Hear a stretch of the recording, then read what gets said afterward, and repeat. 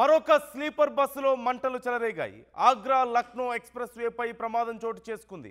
అకస్మాత్తుగా బస్సులో ఒక్కసారిగా మంటలు చెలరేగాయి. నిమిషాల్లోనే పూర్తిగా స్లీపర్ బస్సు మొత్తం దగ్ధమైపోయింది. ప్రమాదం సమయంలో బస్సులో 39 మంది ప్రయాణికులు ఉన్నట్లుగా తెలుస్తోంది. అయితే డ్రైవర్ అప్రమత్తం అవడంతో ప్రయాణికులు అందరూ కూడా సేఫ్గా బయటపడ్డట్లుగా తెలుస్తోంది. మీరు స్క్రీన్లో చూస్తున్నారు. మనం కర్నూలులో ఎలాంటి ఘటన అయితే చూసామో సిమిలర్ ఘటనే మరొకసారి మనం చూస్తున్నాం.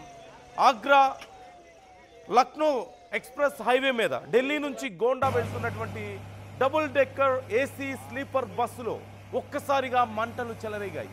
ఏం జరిగిందో ఏంటో అర్థమయ్యే లోపే పూర్తిగా బస్సు అంతా కూడా మంటలు అలుముకున్నాయి. ప్రయాణికులందరూ భయభ్రాంతులకు లోనయ్యారు.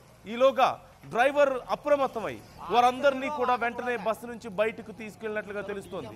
ఈ నేపథ్యంలో ఆ ఘటన జరుగుతున్న సమయంలో, ఆ మంటలు చెలరేగిన సమయంలో బస్సులో 39 మంది ప్రయాణికులు ఉన్నారు.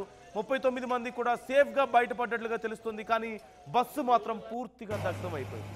ఒక double decker AC sleeper bus అది. ఒక ప్రైవేట్ ట్రావెల్స్ బస్సుగా తెలుస్తోంది. వరుసగా ప్రైవేట్ ట్రావెల్స్ బస్సుల్లో జరుగుతున్నటువంటి ప్రమాదాలు ప్రయాణికుల్ని భయాందోళనకు గురి చేస్తున్నాయి.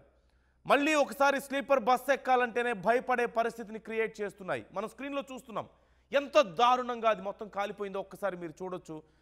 పూర్తిగా నామరూపాలు లేకుండా బస్సు మొత్తం కాలిపోయింది, కాలి బూడిదైపోయింది.